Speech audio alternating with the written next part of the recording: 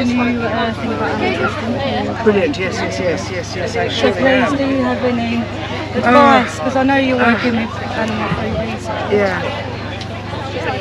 It used to be called the Dr. Hadwin Trust, and then that didn't say what it was. Oh, I didn't realise that. Yeah. I used to follow them. Yeah, I didn't know what they did.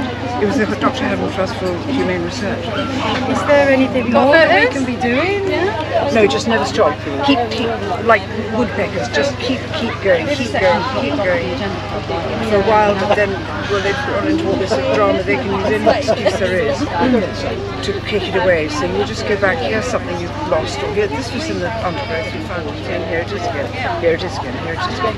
No, the funny thing is that nobody's opposed to it. Nobody thinks, oh, we should, operate on animals. But they just haven't got the sort of spine to push it through. I think it's the money behind it. No, I don't know what it is. A lot of it is just custom. It's what we've always done. A lot of the bad things in the world is we've always done it this way since 1852 or something. You go, well, things have changed now. Oh, I don't know, because we've always done it this way. That's the other thing. So you've just got to change their heads around and go, this way is more effective. It's kinder to people, it's kinder to people because it gives them proper medicines which will work on human beings rather than on animals, and it's kinder to the animals. It's better for the lab staff who must be brutalised by having to do what they do.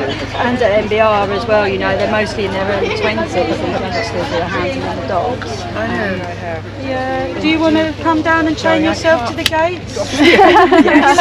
I'd like to. Please do. It'll help us. Will Young got away with it. Have you followed the photos? No, they're going to be auctioned. Oh, right, okay. How does the auction work? So the book? Yes. You do qualify, like your name, address,